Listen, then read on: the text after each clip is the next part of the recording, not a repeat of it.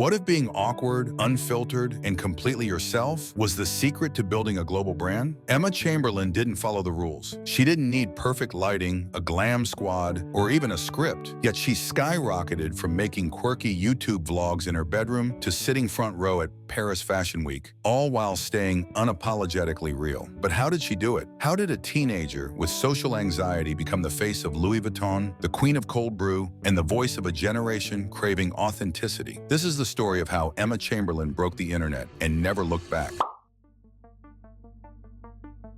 Born in San Mateo, California on May 22, 2001, Emma Frances Chamberlain was raised by her single father, Michael Chamberlain, an artist and oil painter. Her upbringing was far from glamorous. Emma has been candid about financial struggles, personal challenges, and battling anxiety and depression during her teenage years. And when I was 5, we're like already getting into my trauma.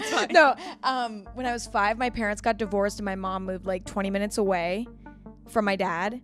And that was actually not a super bad experience because I was so young that I just didn't really know any better. And there was also a lot of wealthy families too. And like, so a lot of people assume that if you live there, you're wealthy, but that was not the case for me and my family at all. But a lot of people there are very wealthy. There's like a very big gap, I would say, between, it's like very, very, very wealthy and then like very like lower middle class. Okay. And like definitely an in-between for sure, but not as much an in-between. It felt like there was a very stark difference. But I've, you know, my dad's an artist. So like I felt more on the, you know, lower middle class side of it, which was tough. High school wasn't her thing. Overwhelmed by academic pressure and mental health issues, she eventually dropped out and completed school through online education. That's when she turned to YouTube, not to get famous, but just to escape boredom and feel less alone. Why did you drop out of high school? So the summer of sophomore year, I started my YouTube channel because I was depressed. And I was like, my dad was like, you need a hobby? I said, okay. So I started my channel. And by the end of the summer, you know, I was making money and I was loving it. And people at school were like respecting me because they weren't being an asshole anymore. Some people still were, but you know, people were like excited for me and I was excited. And junior year, I was like, okay, this is the year I take hard classes. So I was taking like 3 AP classes. And long story short, it just was so, I couldn't do schoolwork and YouTube. And I started questioning, okay, am I even gonna go to college anyway? Now that this YouTube thing is going the way that it is, I'm making an income now. I can support myself now. All of a sudden, by the end of the summer, I was like, I actually could support myself. It changed everything. And I was like, I don't think I need to be working this hard because I don't think I'm actually going to college anymore. I might try to ride this out. And then when this doesn't work out anymore, then I can go to college. Even if I'm like 30, like who gives a fuck, you know? And so I took one of those standardized tests and just left school. In 2017, Emma posted her first video. It barely cracked 50 views, but she kept uploading day after day. You know, when I was 16 and I uploaded, I honestly I was in such a shitty spot that I was like, I have nothing to lose. Like, I'm so depressed. I'm so unhappy. I want to do something that makes me feel good, and YouTube has always made me feel good. Her big break came in 2018 with her viral coffee vlog. The editing, chaotic. The humor, dry and awkward. The vibe, totally different from anything on YouTube at the time. Hey guys, it's Emma, and today I'm going to be filming my most requested video in the entire universe.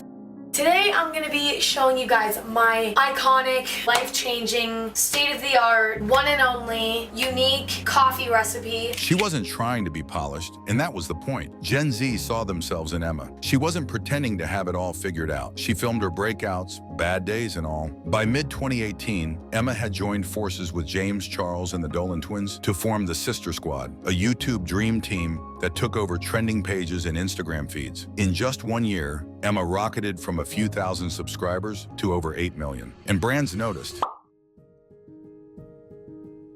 But fame brings change. The Sister Squad eventually drifted apart. Emma began carving out her own path, less chaotic, more intentional. She launched Anything Goes, her hit podcast where she talks mental health, identity, and everything in between. It wasn't about views, It was about honesty. People connected with her rawness. In a world of filters and facades, Emma was the antidote. She was awkward, self-deprecating, and deeply human. She became more than a YouTuber, she was a Gen Z icon. Then came the pivot. Emma didn't want to be boxed in by YouTube, so she took a leap straight into business and fashion. In 2019, she launched Chamberlain Coffee. At first, just a merch style drop, but Emma had bigger plans. Fast forward to now, and it's a full-blown lifestyle brand with its own identity, trendy, sustainable, and cool without trying. I love you too, Toucan.